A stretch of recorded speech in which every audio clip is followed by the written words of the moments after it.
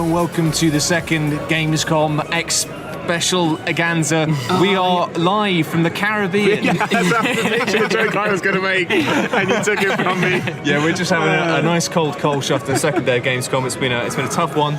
And we're now sitting next to the beautiful Black Cathedral, which was, of course... It's a bloody big cathedral, isn't it? It was crafted by Batman Dracula Cathedral. Yeah. and Batman. They worked in 1772. It's collaboration. Yeah. And we're just having a beer and there's some drums. Yeah, my name's Matt Lees. I'm joined by Steve Burns. Hello. Chris Bratz. Hiya. And Simon Miller. Hello. I'd like to point out, as a few people asked me on Twitter, I've obviously slept now. I wasn't staying up for fun. I genuinely had to. So yes, I've slept now. You feel like a new man. A little bit, yeah. We'll get you hurts, on. But right, so second day. We've actually seen some games today. Quite a lot today, actually, yeah. What have you seen, Miller? Let me think. Well, I saw Broken Sword 5 this morning, which I don't think we need to touch on massively, but I would like to say that if you like those games and you like point-and-click games, it's actually really nice. I'm just thinking about massively touching on your Broken Sword. It's really, really nice, and if you kickstart it or you're interested in like proper old-school classic point-and-click, it's really good. Other than that, sort of big things, quote-unquote, I saw Batman Arkham Origins, which again, I'm not going to go into it too much because I've gone up on it about a lot in other podcasts and on the site, and it's the same. You almost love Batman so much, I'm not sure I trust any. Well, that's true, but also the reason I don't want to go on about Origins is because I want to go on about Blackgate instead, which is the handheld version. It's the first time I've played it. I don't know. It's on Vita? It's on Vita, iOS, 3DS. I think that's it. Probably Android as well, I would assume. But it's fantastic. It's fantastic because it's a 2.5D platformer in the sense that obviously it's 2D back and forth, but when you can grapple into the background and the foreground and stuff. So that's pretty cool. That's cool. But it's exactly the same. So it's still got the same combat. It's still got that rhythmic combat. You still got your counters on exactly the same buttons. So you don't even have to look. I played it on Vita. But the best thing about it is in combat, your enemies, because obviously you think, well, how am I going to do that if they're just sort of closing in on me like a gate or a garage door closing? But it's not, because they can exist within the 3D around you. So they will come at you from all angles. And it's the same. You've still got to time your. That's smart. Oh, it's excellent. It's so good. And the whole 2.5D thing is really hot at the moment, isn't it? It looks so good on the Vita as well. Like that screen just makes it. I mean, if you had told me this was a console game shrunk down, I would. Because they're making a Mirror of Fate, the 3DS game. They're making the same people. Well, it's rumoured that the guys. No, not the same people. It's rumoured that I read this yesterday that they're making a Castlevania Lords of Shadow special edition, which comes with a HD version of Mirror of Fate, which was the 3DS side scroller. That was apparently really good. It was supposed to be good. Yeah. So that's still a rumour. Rayman Legends has just come out, so yeah, it's going to be a tricky old time. Speaking of Lords of Shadow, saw that today. I saw that. Is it the same demo where do you do the tutorial where some blokes come into your castle and you're like, fuck you guys, and then you eat them and then you go out and climb a big wooden thing? No, it is not apparently. It is not, unfortunately. But that sounds like a better demo. What demo did you play? I didn't play it. It was hands off, but it was a demo that they said was showcasing the combat more than the E3 demo, which was apparently they stripped it down because they wanted people to just get through the demo, but now it's hands off. They've changed their combo system, so now it's not like you just hack and slash, and then you kind of get like a DMC side S through D ranking or anything like that. Now, when you get experience in combat, and then you can use that experience to buy combos, and then when you use those combos enough, you master them, and they buff the weapon you used it with, so it all feeds back into one another. So rather than having just one weapon that you really want to use all the time, you have to go. Well, apparently you have to use a lot. But it's like an action game then. A little bit like Devil May Cry. It is an action game. Yes, it is really. Yeah, I guess it the is. original Lords of Shadow had some platforming bits, but it was definitely. Of course, you're right. Yeah, see, I always see it as more of a hack and slash, but it's not. It was more of an action game. You're right. I didn't play a lot of quality it. That game. Yeah. I'm not surprised, and we talked about this a lot, so we won't again. But that's one of those funny games where it really does its best for the first couple of hours to convince you that it's a rubbish game, and then suddenly you just go, "Holy fuck! This is one of the best games I've played in years." Well, sorry, just one last thing. I did ask them. I said, "You must be under a bit more pressure now than last time," because everyone thought it was just going to be rubbish, and now it was really good, and this looks really good now. And they went, and the Konami rep went, "Yeah, actually, I feel really vindicated." So yeah, I was like, "That's good." Look at you, all grown up. I've seen a bunch of stuff today, actually. Actually, that's not true. I've seen two things, but it felt like a bunch of stuff because they were both really good. Right. I saw XCOM, Enemy Within, yes, which is an expansion to Enemy Unknown. It annoys me that it's called Enemy Within because it means I just want to go Enemy Unknown, and I don't. But it's expansion to Enemy Unknown, right? It is on console or just on PC? An expansion. Well, apparently there's some controversy. Yeah, this is the weird thing, isn't it? Apparently on the console, there's not going to be any way to buy it as an expansion, so you're going to have to buy it as Game of the Year edition or something. Game of the Year edition. Kind of how Why- Dragon's how is Dogma that? did with Dark Horizon, I guess. Well, it depends how much they bring it out for. Can't they just bring out like It's- 20 quid or something? I mean, yeah, maybe they will. I don't know. And that would actually make sense if they launched it alongside the iPad version and did the whole thing again. They'd make tons of money on It it. seems like a more complicated way to do it than I would have expected, though. Yeah, it is. Can you not download it from like Marketplace or PSN or something like that? No, apparently not. That's what the How story is at the weird. moment, anyway. I They may mean, come out and Yeah, they may Maybe change that's an that. infrastructure on one of the or both the consoles. I don't know. I really don't know. But it's really interesting actually, because obviously I was talking about this actually. I was alluding to this on the podcast we did last week about my most exciting thing for Gamescom, because we obviously knew about this. I did a little video about it today, Yeah. and I'm well excited because I love XCOM. And I think it's a really nice bit of work in the fact that a lot of people would have expected them to go for the underwater stuff that XCOM's original sort of sequel thing did. And they still might do that, I Terror guess. of the Deep, If they was do it? they might do a Terror of the Deep sequel. But anyway, what they've done is they've done a really classic Firaxis thing of, instead of trying to add like a massive new chunk of story or something, they've taken a really good system, which is XCOM the game, that's got a lot of replay value, and they've added layers to it. So it's the idea that rather than going and playing a new mission, and I'm sure there will be new missions within it, it'll be more that it will add more replay value to the actual game. To be fair, that is what fans have kind of asked for, because their first DLC for, I forgot what it was called actually, but it added 3 new council missions, and it just, I can see why they thought that would be good at DLC, but it just didn't wasn't work. enough, It wasn't the reason that you go back and play through XCOM. And yet when they brought a free DLC out called the second wave options or whatever they were called, that was it. Like, That was the fact perfect. that you could change how the systems work was the reason I went back and played it. It wasn't new missions, it was messing around with how like flanking works. And that's what XCOM fans So are it's kind of like. not new missions, this one. Well, This they're is- not talking about everything yet, and I get the impression there will be some new missions. Right. What it does is it adds about 47 new maps, which basically means like you've a lot. got a lot more variation, Yeah. because that was a big fault with the original game. When you got halfway through the game, you'd seen all the maps and stuff to it gets a repeat. bit boring. Yeah. They've also added this thing called Meld, which basically means that, and this will go into all the old maps as well, where it means they'll be randomly placed within the map and they'll be on timers.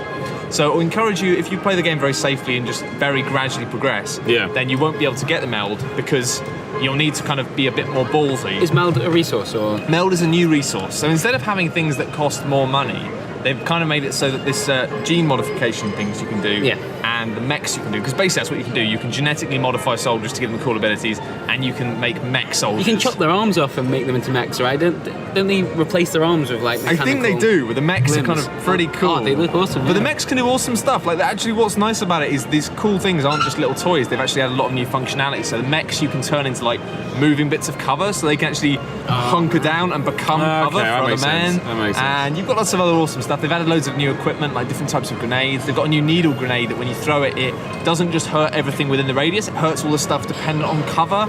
So actually, they've kind of very cleverly used all this stuff. That's a car. That guy's dead now. That guy's dead. Get me his plate numbers, I'll find him tonight. But they're basically, it feels like they've actually kind of finished the game a little bit. Like, in the original XCOM, you could shoot at cover to destroy it if you wanted to. If you're like, well, I know there's a fucking alien behind that wall, you could purposefully aim at that. And that did happen in Enemy Unknown, but you could Only with control explosives. it. And well, sometimes when you shoot at a car, something behind a car, you'd hit it, but you couldn't choose to hit the car. But this now with the mechs, the miniguns, it kind of makes sense that literally you can shoot just, wherever you want, pretty you can much. choose to shoot cover. It's really smart. I was worried that it would just be a bunch of toys, but actually it seems like a really nice expansion. The fact that it fundamentally changes the way the game played, but in ways that kind of feel like they are actually just improving it. That makes sense. But we'll do probably an extended thing, a preview next week on the website. So keep an eye on the website. It'll be either a video or I'll write something. But definitely do some stuff on that because it's pretty cool. That's awesome. What have you seen today, Brett? Something? I started off pretty big actually. I went to see Battlefield 4 this morning, Whoa. and Billy Big Boots. Yeah, we're gonna have a video up tomorrow. That was a little bit of a hassle, unfortunately, then. But yeah, it's just very, very fun. Was it multiplayer you played? Yeah, played 64 people on the new. I forgot what the map's actually called. My memory's terrible today. Yeah, it's the water-based map where as you. Parasail Storm. That's it. Yeah. I've got a terrible memory, but I could do that. As you play through it, the weather changes and this kind of the calm water that you're on gets really choppy. Set the and scene. You begin on this beautiful beach with the marimba drums. Well, actually, Like the one we're on now.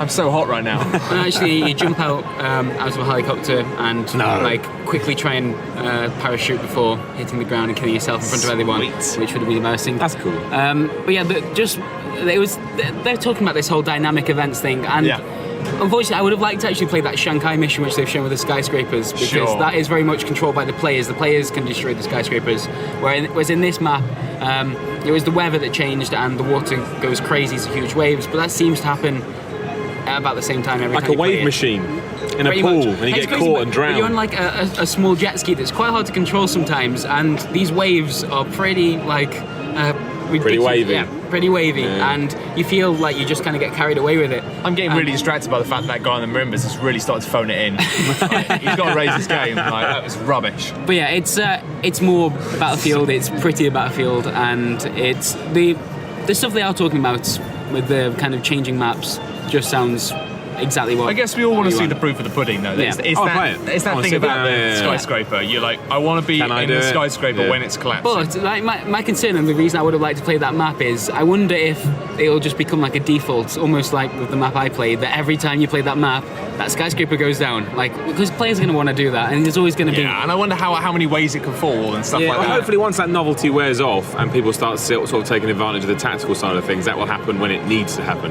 Yeah, but it's going to take some serious willpower not to bring down I like the idea that it will take a bit of doing, though. Like, it will be the sort of thing where if you'll see someone doing it, it will take them like maybe a minute of if just one tank firing stuff. It seems like you need to take out the structure of it inside, at least that's what they showed on the trailer. Taking out, that's the impression the support pillars. Because I remember, like, even basic stuff on Battlefield, like on Bad Company or something, I love the way you could just perch a tank on a hill miles away, and then after a couple of shots to kind of get your eye, you could just very gradually bombard a little house. I have to point out he started playing Under the Sea. I just have to let you know that Steel Drum Man is playing Under the Sea, right? Sorry. That's more like it. You said, why can't you be playing the Commando theme? That came out. We need topical. But I think that's it for me. It's how, because Battlefield to me is always better when you play with your mates anyway. When you go, I'm never getting 64. I'm not gonna lie. I have 63 friends. But I don't think anyone does. So maybe the kind of would be more entertaining like that. But I still think the maps they've shown seem, for lack of a better term, cool. Yeah, exactly. They are just cool things to play around with, and Well, I honestly think that Battlefield is the daddy of emergent gaming. And I think I was playing Bad Company That is so on the box now, Matt. That's on the box. It's a bit too wanky to be on the box. But the daddy of gaming? The daddy of gaming. The daddy of gaming is the box quote. Daddy of emergent gaming is more accurate, though. Just because I remember having those moments where you see a Jeep coming towards you and you duck, and it literally goes over your head just, and you're like, you know that if you hadn't ducked, you'd be dead. And then you stand up and fire a rocket, it blows up. The Jeep then crashes with the explosion into a wall, which blows up the building, and you just go, holy fuck, this is video game. And the fact that you know it's all the players as well. That first time you play Battlefield 3, somebody else has a story. A jet just goes going crazy past you, crashes into something, and that was a dude. You know that's another player. Somebody else has that same story. I saw that. Yeah, and that's why I'm excited about this. It was that little bit of that trailer, because they were all like, oh look, here's a big ship crashing into something, here's some stuff, here's some that ship weather. Screwed me over so badly, by the way, so badly. Wait, it crashed into you? I crashed into it, but I mean, of course he did. I'm looking forward to seeing this. I'm looking forward to seeing it. Oh yeah, we recorded it as well, haven't we? So we get to say I'm excited now. Now I'm excited. Because it's funny, because you went and recorded it, and then there was no audio on the file, so you had to go back again. We'll talk about this in more detail tomorrow. But the first time I played it, I was the best player in the game. I was 64 players. I was the best player. And then put it up as like a Brett highlight reel. If you don't like audio but love me being great, Brett is playing well at Battlefield. You listen to the actual, you could just put shit music. Well, maybe what we could do is we could go through that and find some of your greatest moments and do what we did with the XCOM video of me and you just making sound effects. Okay, so you find your best bit, your best minute, and then we'll put that on the end of the video as a bonus feature. Because I know the comments will just be horrible otherwise. Yeah, excellent. That's a good idea. I like that. I do. Oh, sorry, go on. Well, I was going to say, just because we were on the topic of box quotes, I would not have played, but I saw The Witcher 3 today.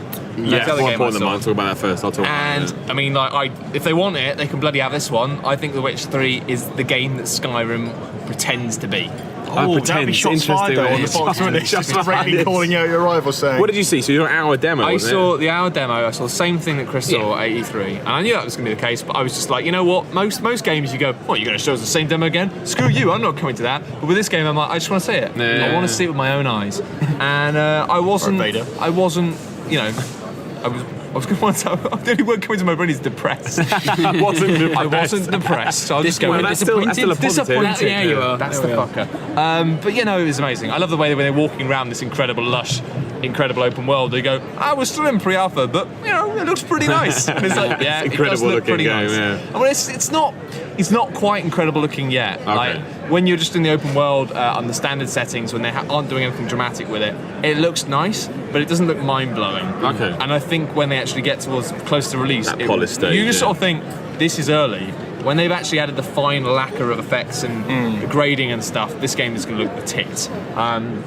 But it just impressed me so much, just in the fact that it was basically, it had the same element of like The Witcher 2 in terms of like, you know, you turn up this village, some stuff going on, you go into the woods, you learn about the creatures, you hunt this monster. Yeah, you said that about that depth that it's got, where it's just more than go hack some things. And to that's death. that's kind of the concern, is that when you go open world, you lose that, and they're trying to show so far, and we've both seen that demo, that kind of village and that little ecosystem surrounding that village is exactly the same as I what was you'd expect really from worried when there was a bit two. when he saw some like bandits outside this dude's house banging on the door, and he rode over and he got over and basically just attacked these bandits and killed them, and then knocks on the door, and the guy said, "Oh, thanks for that." I was so worried. I was like, "Oh, don't do the bloody GTA or Red Dead thing of just having like village people who they go, thank you for saving me, bye," and then you like see that 5 times throughout the game. You're like, "Oh, fuck off!" But then it had some specific dialogue about the fact those men had come from this guy, and it's like, yes, they've actually made it so even these little random encounters are all unique to an extent that they will affect the game, and they're actually like linked to things, not just like, oh no, bandits. It's like, these are bandits from this place, you've killed them, which means their leader is going to have a problem with you, and that might cause you problems down the line. And it's just like, that's baby. Nice, isn't it? That is. I see what you mean. That actually has an effect on your world, I guess.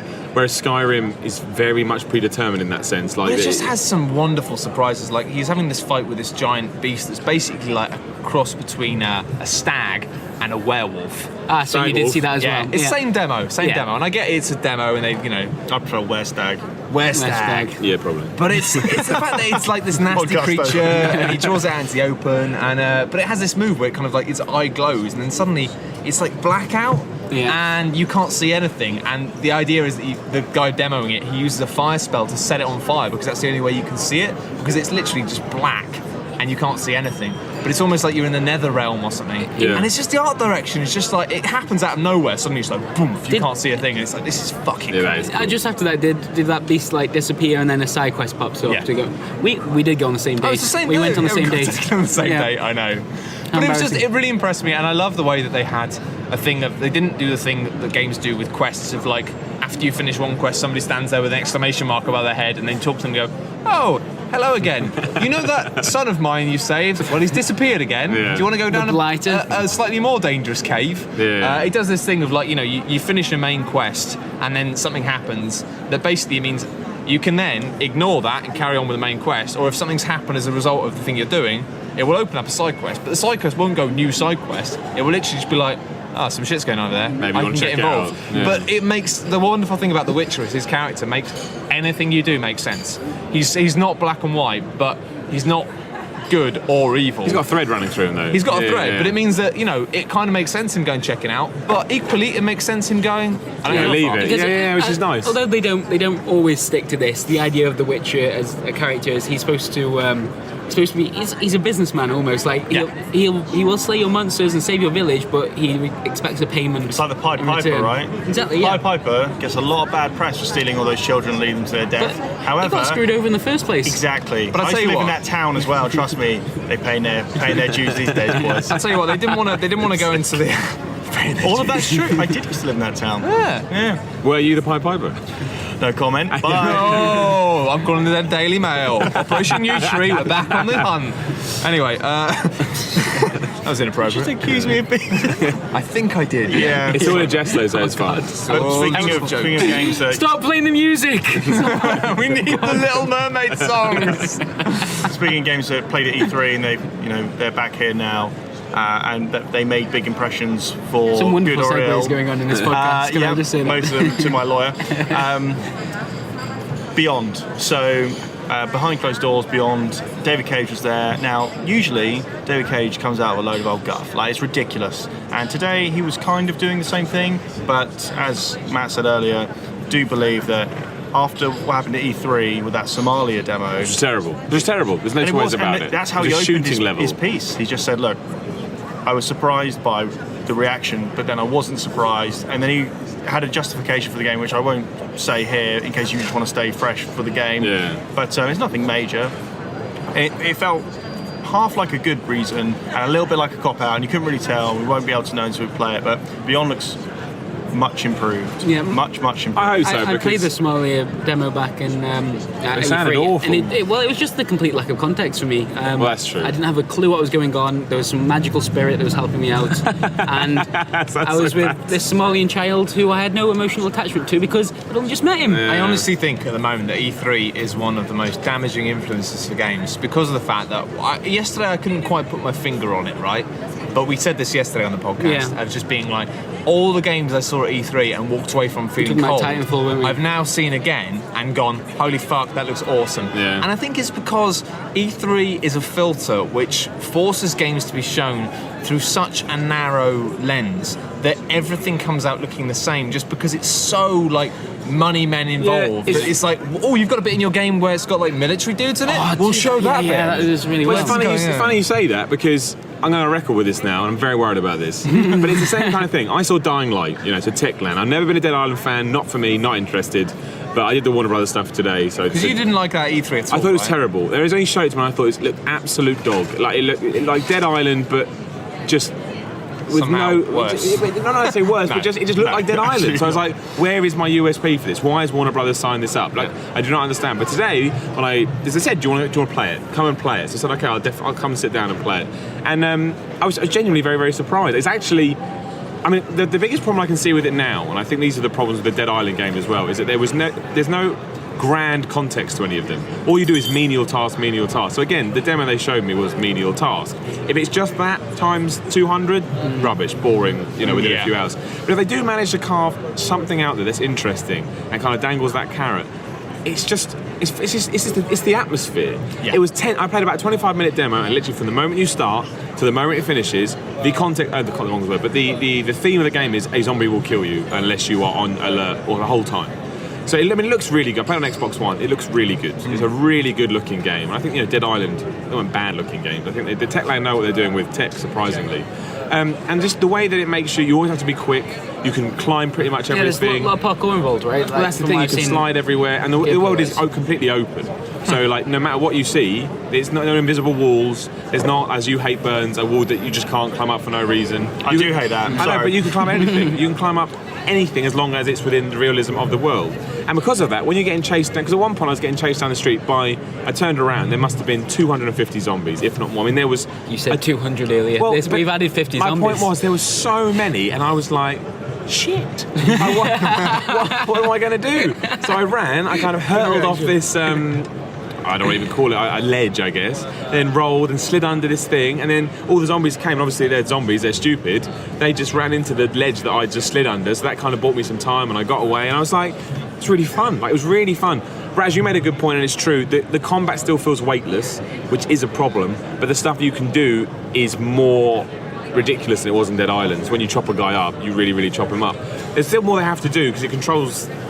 Not well. Techland are a Not well, studio. Brian. Yeah. Techland are a studio that I feel like I don't have a lot of time for Techland still. I must be honest, but I think it's just because they're a studio who need to mature, and in more ways than one. I think that a lot of the stuff that came about due to Dead Island, like a lot of the controversy that came out just because of things they left in the code. It's like, guys, you're dicks. Like, you just need to grow up a little bit. But also, it's not just that. I mean, I think that's important, but it's not as important as the fact that just they lack finesse. They've got ideas. I totally agree with that. I kind of felt like Dead Island felt like an iPhone game in the same way that, you got like, zombie killer iPhone game, and it's like, it's got RPG elements. It had all the pieces, but it had no art. No, I agree. There was no skill. And there was no hook to it either. No. Like, as soon as you'd smashed a few zombies in the face, you're like, oh my gosh, that is actually the game. Yeah. Which isn't enough. I can't say there's more to this or not. I just know what they have built is very impressive. The thing is, like, Techland are one of those studios who have like the two sides to them, right? So like some of the Call of Juarez stuff has been fucking dog shit. The original Call of some Juarez of it is has been great. Gunslinger is really good. Yeah, like, and so Two is good as there are Bound in people Blood. there who are good, and I just hope that they get more influence, and the people who are just churning out stuff get less. Maybe it's Warner Brothers helping, because I mean, you can see from all of Warner Brothers' stuff today. I didn't get to see Mad Max. I am going back tomorrow to see Mad Max. That Warner Brothers are taking themselves very seriously. Like, they don't want any crap on their books. Like the Batman, like I said, the handheld game, good. Origins, good. Dead Island. Dying Light. A Dying Light, potentially good. Mad Max, I was unsure about at E3, but again, I'm perfectly willing to have my mind changed. So I genuinely think that they aren't going to let anything come out that doesn't sort of live up to their new, really quite high bar of expectation. Even Lego Marvel, Lego Marvel, there you go, say that with a mouthful of food, is, I don't like Lego games, but they're still trying to iterate and make it more interesting. So, nothing can just go out the door, unless it's a film license, I suppose. I kind of feel like the Lego Marvel thing is pretty daft, though. I think they kind of hit the sweet spot with like, hey, look, you can be Superman and Batman. Yeah. This is like everyday punters, i.e. me in this case, because I'm not a big comic book fan. Yeah. Literally, if you say, oh, all the Marvel characters, I'm like, how many are there? I think I know about 4. Like, and then like, it contains over 50 Marvel characters. I'm like, are there 50? Well, I don't like the Lego games, but I do like the fact that they will always try. And that's a silly thing to say, but they could. Those games sell so much. They could just say, I was knocked over a bottle, that's why I went quiet just then. They could just say, I'll just release it with Marvel characters, and that will be the selling point. But they are always different. Like Clone Wars, Star Wars 2 Lego City, whatever it's called, was an RTS game. No one knows that. It had RTS sections in it. And it was like, I hated it. But at least you tried. But at least you didn't just like shit out another Lego game. Teacher, yeah, it's true. You've done a shit job, but at least you tried. Yeah, exactly. I'd like to get drawn back into the Lego games. I just feel like I have played that game. To be honest, a lot I of times. felt like that. And it's become. I stopped buying them because I like the franchise that it's part of, rather than that I think it's going to be. I used to get them to review a lot, and I always used to, every time somebody handed me one at OXM and said, review this, I go, oh, fuck off, not another Lego game. And I sit down and have great fun. And it's like, I wouldn't buy them, but every time I play one, I have a great time. So I get them. They're just not for me. They're not for me. Yeah, I kind of like mindless stuff every now and then. Yeah, games I play are often a mindless quite game. It's mental, cerebral. So I like to just switch off at all capacities. One button combo. But you can switch off if you. Well, I don't know because I haven't actually played it, but presumably you can switch everything off for Infamous Second Son, which beautiful segue. in terms on radio too. In terms of its looks, is very, very impressive. But in terms of its gameplay, they're showing the same thing. They're showing the same thing that they've been showing for months and months. It's like, oh, you can go into a drain and come out of the drain. And I was like, okay. Like a turtle. Yeah.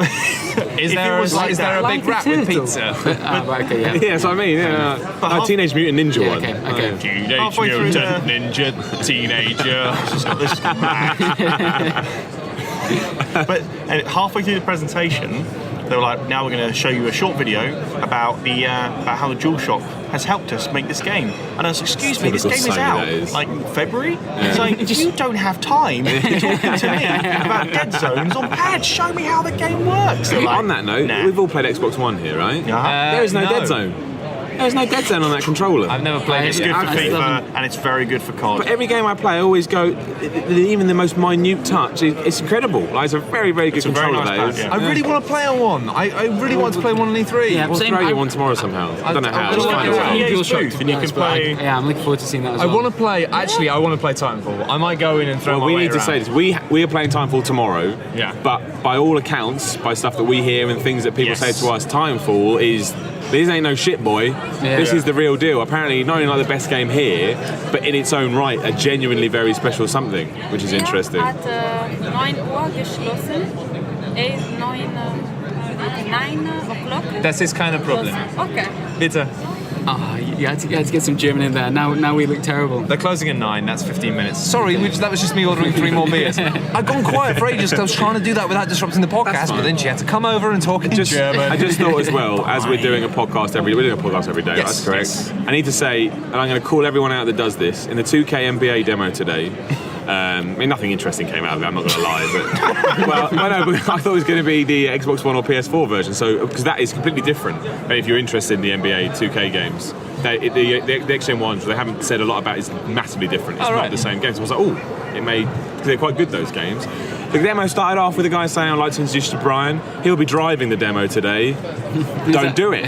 No one drives nothing, you play it. So if anyone does that, I'm calling them out on this podcast. So 2K NBA guys, bad. I just love the idea of you immediately standing up and going, fuck you, Brian! You ain't driving shit! It makes me mad. You ain't driving fucking shit! But I liked You're him playing because a video game. they answered every question that I asked like normal people, but it doesn't matter because they'd already killed themselves by saying that. They don't drive games. That is incredible. Unless it's a driving game. Sorry. Yes, that's true. Just 3, yeah. Yeah. Oh, right, that's fine, sorry. you very much. Thank you. Dankeschön.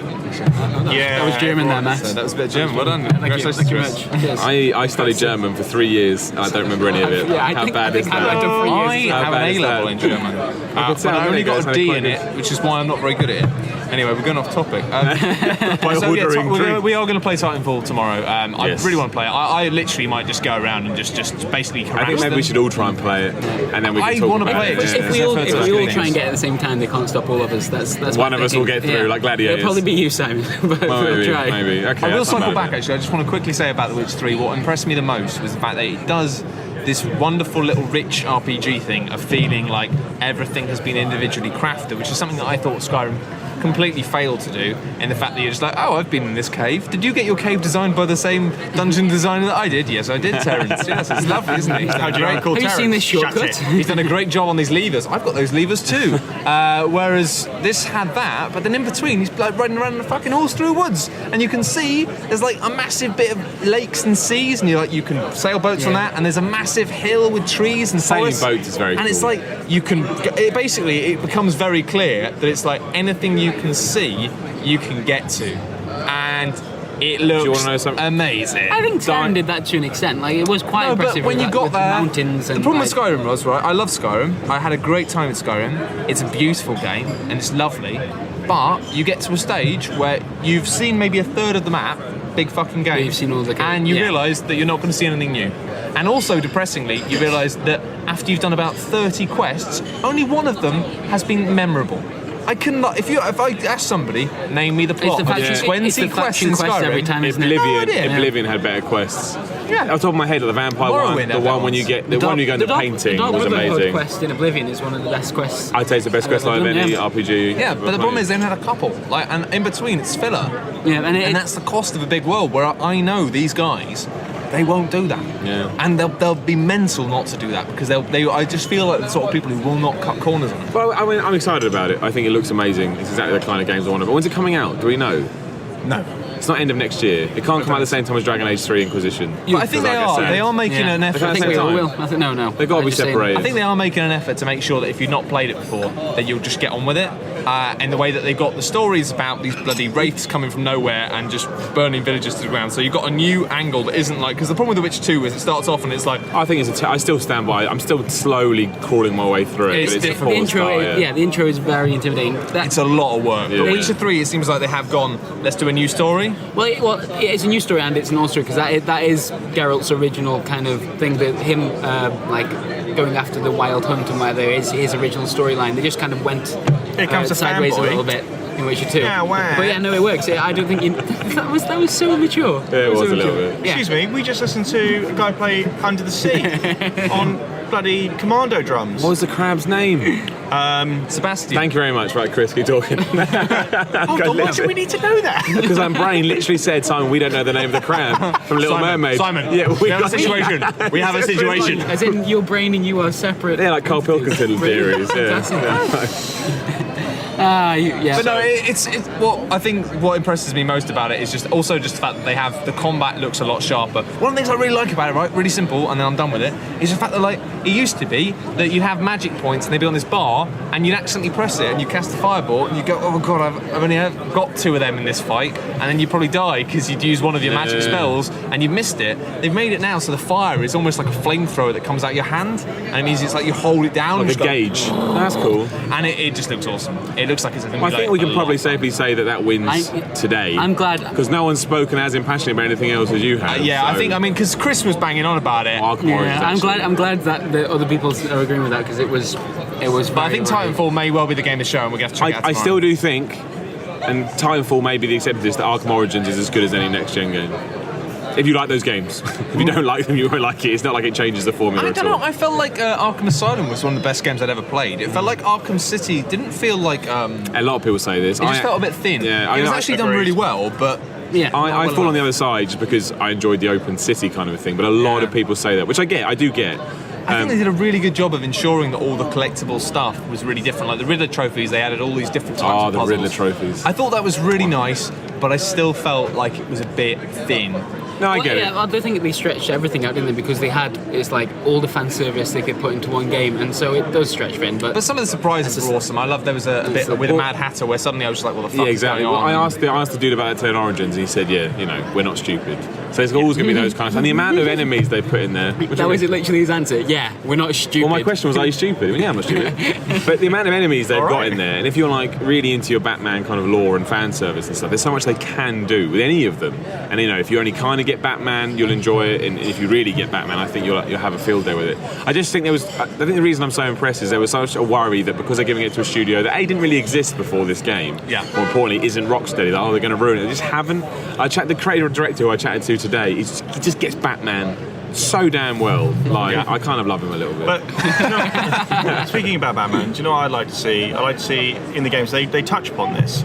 So something a bit more about his, like the fact he's got mental illness. It's funny. It's literally what we were talking about, because he said our big thing now is we can't be patronising with Batman because it's an origin story and say, oh, this is Batman. He wears a cape. It's like, come on, we all know Batman. He said, but a lot of people don't actually understand his route to the cape, I think he called it. So they do touch upon the kind of the hardship that he has. And also, the cool thing is as well is when they start, it's like year one, the comic, him and it's Captain James Gordon in this, they hate each other. That's awesome. That's cool because you get to see that relationship flourish. I reckon my biggest problem with Arkham City, actually, and this is just thematic, I didn't like the way they went into... Because the problem I have with Batman overall is that there are two sides to Batman. You've got all the stuff that's grounded and stuff that's based on mental illness and based on people just being fucked up. And then you've also got, like, magic. And the whole, like, oh, I'm in the Lazarus pits. It's like, I don't think it does that. And in Arkham City, there's the big moment that stood out for me in Arkham City is when he goes down there and he gets in past the robots and he gets hit by something, I don't know what it is, and he has this dream where he sees his parents and they kind of walk away from him and he's trying to get them, and then you're like, oh, that's actually, for a game that's about a man in a bat-suit, it's like, oh, that's actually That's why Batman's so good as well, though, as a but character. then, suddenly, we're flying around in the Lazarus pit, you're like, But I think that brings it back all right down to comic books, because Yeah, I know, sometimes comic books but- go, we've run out of stories, Lazarus Pit, and you Alternate go... universe, exactly. number 4. But that's what I mean. I think if I was a proper Batman fan, a comic book fan, I think I'd be like, yeah, can we just forget that ever happened? Yeah, I agree. In the same way that, like, with Superman, you'd be like, can we forget about when we killed him and replaced him with 4 other Supermen? Like, because it's like, it happened, fair enough. do that. It happened, but maybe when you get to the point where you are, like, using the medium and using the stories again, you might just go, fuck off, we're not using that. Like, that's not canon. Always remember that Batman has an enemy called Man-Bats and an enemy called Calendar Man. Like Man Spider. Bat. That's all you need to know. Yeah, The I found that comics out are quite not- recently. yeah, Man-Bats. Calendar Man, Advent Calendar Man. He was the worst. Calendar Man is Every day, he fed him a different kind of chocolate, but they all tasted the same. Someone's just taken they the were- idea, they were Matt. coffee He exists chocolate. now. But I mean, I'm very, very, very excited about it, because much like the films, if they release another game that's that good, it'll be a trilogy that, if you're a Batman fan, don't forget before this you had Rise of Tin Tzu or whatever it's called, and that was Yeah, a but the shittest game ever. Sunsoft side-scrolling Yeah, it was beat 'em up amazing. Yeah, was it's true. amazing. That's true. You don't know because you weren't even born. Your For the parents re- weren't even married. For the record, he's pointing at me and Yeah, shouting. he's not just berating someone. It was like you were berating someone on the street, like walk past. Oh, you weren't even born. It's like, drinks. Let's have an argument about Batman. You don't have a fucking clue. you fucking fetus. I thought today was really good. Everything I saw was good. That never happens at conventions. Yeah, I mean, Everything I had a saw was terrible good. for day, you. but Well, we had a terrible day tech-wise, but it got better. yeah, we had a terrible day to take ways because our camera's not working. But we did a video. We're a bit behind. Everything's kind of fucked, but you know what? We're doing our best. And actually, that brings us on to our final section of the podcast, which is, of course, day 2 of Gamescom. Bratz Verst. What's Bratz? I love it What's when you Chris said that. Bratz? Some German heard and went, that is insulting. And I go, yeah, it is, but it's an awesome pun. Get your passport We out, had to do Chris. it. Chris, get your passport out. Then he'll understand. Okay. What is Bratt's worst point? Well, this was a weird one. When I was walking around at the very end of Gamescom, I was kind of patrolling the business area, just because there's so many. Brad's got a part-time job, is Yeah. it? He thinks he's Batman. Bratman. Bratman. Oh man, you do not know how long I've tried to make people say that. And there's just Never like happening a again. lot of stands that, like, at the first time at Gamescom, there's a lot of business people there. A lot of people wearing suits, drinking drinks, and don't really look like they know an awful lot about games. Perhaps maybe that was me making an assumption. But there's a stand called the UK Tech Industry stand, something like that, and it's kind of advertising the UK as this kind of It sounds like a good thing. Vibrant. It is. Oh, Oh, yeah, okay, no, right, it's, yeah. yeah, exactly. Yeah, and it's like kind of look how good Britain is. For Did you get beaten up video behind games it or everything. something? No, it was just the posters that they had like littered around. It wasn't just around their stand, but around that floor of the business area, advertising Britain, and like it was in a really strange way. We're in Germany. We're in a convention centre that's like has a very, very popular gaming event in Germany, and there was posters saying like. Great Britain. In the last 70 years, look how many Nobel Prizes we've had. And then there was another one that was like, yeah, last year, all these awards, check them out. And it was... All aboard the showboat, like, right? Who are we trying to convert here? Like, this is just very, very strange. We're in Germany. We're Great Britain. Careless whispers cost lives. Yeah, and it just adds to a whole lot of I think things. that time is over now, Simon. I think we've done that. If you I'm walk not down that sure. street there's a poster for a Beatles tribute band.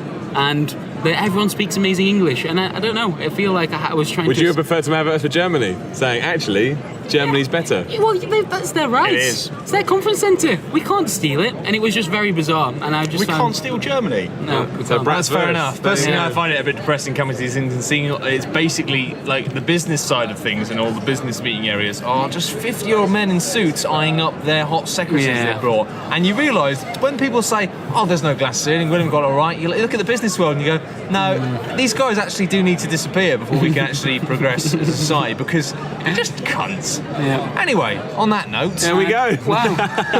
See you later. thank you very much for listening. Can we keep that? I don't know. Yeah, I don't see why we it's can't fine. keep that. Brilliant! What podcast? Top What gaming dog. podcasts don't end on political points? Precisely. Or the C word. Precisely. If you can't call businessmen cunts, then it's not England. It's not. It's Germany. That's my whole point. God! Oh, I've forgotten the done. point. I'm out for it. Steve, thank you very much for listening. We'll be back tomorrow. See ya. Bye.